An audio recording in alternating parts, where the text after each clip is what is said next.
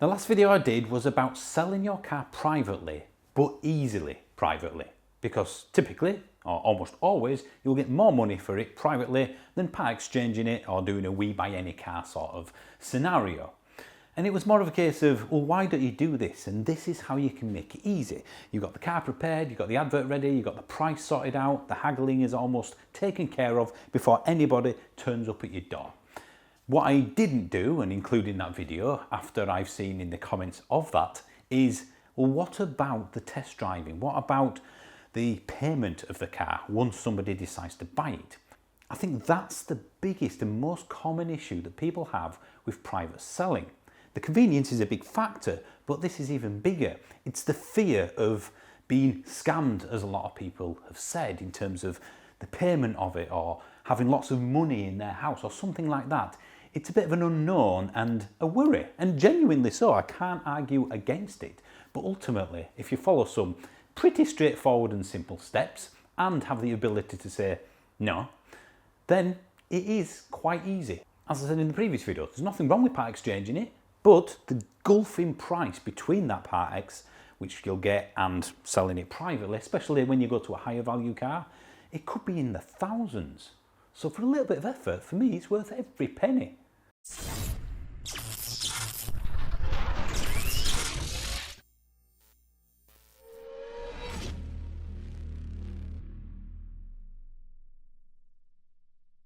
Now, as I said earlier, the two main things that I didn't answer in the previous video was the payment and the test drives. So do I allow test drives on my car when I'm selling one? No, I don't, essentially.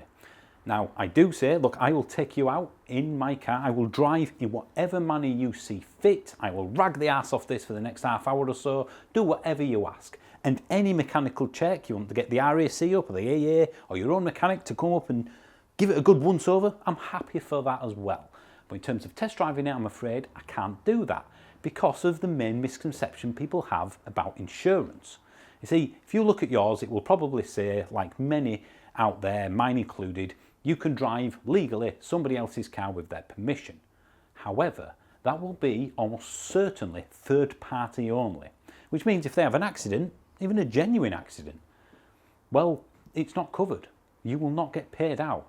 And the chances of them going, oh, I'm really sorry for binning your car in that bush or the tree and written it off, here's £15,000 to pay for it because I feel bad, they're just going to say, I'm sorry, and walk away. So legal, yes. Fully covered, no. But even if they were fully covered, if someone showed me their insurance certificate and said, I'm covered, fully comprehensive on your car, I'm good, I would still say no because, well, if they have an accident, especially if there's an argument as to whose fault it is, it could be months before you get paid out or before I get paid out. And I'm not willing to wait that long, quite frankly, and it's just going to be a major faff. And there's the excess to take into account. Essentially, all the risk is on me. So I'm willing to go out in the car with you. I'm not trying to hide anything, but ultimately, I can't let you drive. Remember, this would be a person in an unfamiliar car on almost certainly unfamiliar roads, and then testing the abilities of that car out, especially if it's a performance one. So no, my answer to that would be no. Now, the way around this to stop any confrontation, which I know people like to avoid, is essentially to tell them that before they come to your door. So when you're on the phone, you would just say, yep, no problems, come and look at the car, but as far as test drives go, blah, blah, blah, blah, blah, what I've just said, are you still happy with that? I've never had in the last 20 years anybody say no, because it's very reasonable, completely understandable, and they would do the same. So as long as they know before they turn up, everyone's informed. Right, so the car is sold, effectively. You've agreed on a price, everything's out of the way. What sort of payment do you accept? Well, obviously you can't offer them PCP, nor do people probably feel comfortable having something like 15 grand or more dumped on their lap, and then having to go to the bank and then having all that nervousness and checking the notes are genuine, all that sort of thing that people were worried about being scammed with earlier on in the comments section. Well, it's pretty straightforward, and any car seller's guide you will read, from your Auto Express to your Car Wow to your What Car, will essentially say the same thing. Bank transfer. So that's chaps or faster payments. It will just go from their bank account into your bank account, and as soon as it's in yours, well, job done. Here's the keys. Have fun. Effectively, as long as they've got something like their phone or a laptop or whatever it is they can do their online banking with, they just transfer the money over. You then look at yours, refresh, refresh, refresh. Aha, here it is. I've got the money now. It's yours. That is the method that I always say and will go for. And as with the test drive, just let them know that beforehand. If you're wanting to buy this car, I would like to be paid via bank transfer. Or, if you will, cash, if that's something that you're happy to offer as well. I'd be more than happy with cash, even for something like this at like £16,000. But that cash isn't coming to me, it's going straight to my bank and then getting deposited straight into my account. That way the bank check the notes, they check the amount, and well, it's in my account, I'm done. At that stage, then you can have the keys. I think a lot of people pick the worst case scenario, and that's what some of the comments said. Well, this will happen, and this will happen, and this will happen. It's not worth it. You are literally picking the worst case scenario, which I have never had happen to me again in 20 years, and think that they're all like that. It's not. So to reiterate, bank transfer or cash, but the cash is going straight into the bank. If they're coming up and the bank's not open, then they're going to have to come back or arrange another time to come up when the bank is open, of course, and hopefully it's not too far away, given how many of them are shutting now. If you just want to stick with bank transfer, then just say that. There's nothing wrong with it. Again, the power is in your hands. If you don't want to do something, then don't do it.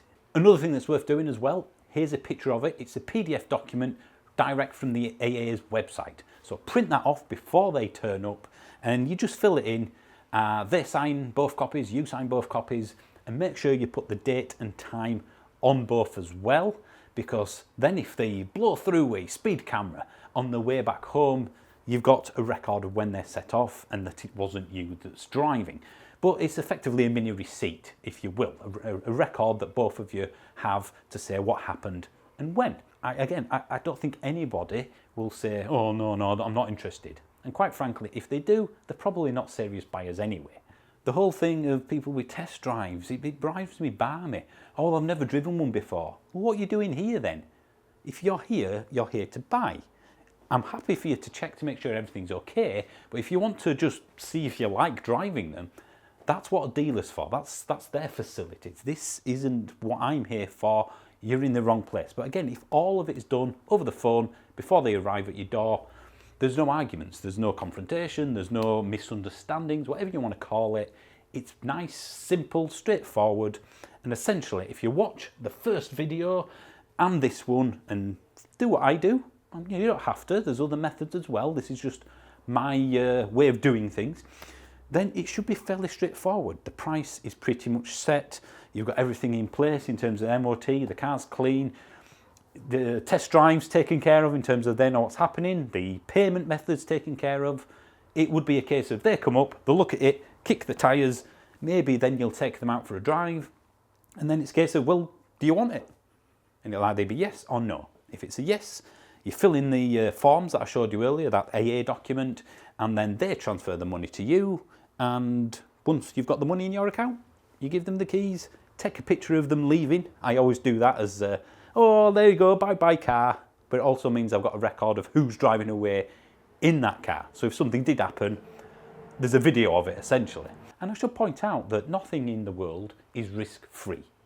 Even if you buy from an independent trader, well, that's not exactly risk-free either. Otherwise, programs like Rogue Traders or Watchdog, where they go and hunt out these terrible dealers that have scammed people, they wouldn't exist, but they do. There's always risk. It's just mitigating it, and at the end of the day, this should cover, as far as I'm aware, all bases. Do your own research, look at other sellers' guides. They'll probably say the same sort of thing because that's where I got my information from many years ago. And, well, enjoy the extra money that a private sale should get you. Just remember, you're in charge. If you don't want to sell it at that price, if you don't want to accept that, if you don't want to do anything, just say, you know what, I've changed my mind, thanks for coming, or thanks for ringing, whatever. It's fine, we'll just leave it. If they're being pushy, just tell them to go away, quite frankly. Not everyone will like, again, that confrontation, but if it's all done before, as I said many times earlier, you shouldn't have any problems and misunderstandings. as always, thank you for watching. Please do like, subscribe, all the usual rubbish. It helps the channel no end. And if you want to become a member to really help the channel, it's 99p a month. Videos on Sunday instead of Friday, and occasional extra members videos when I can, be bothered. Don't forget the Driving Home channel. That's the second behind the scenes type channel where the podcast occasionally goes on as well. So yeah, thanks for watching. See you soon.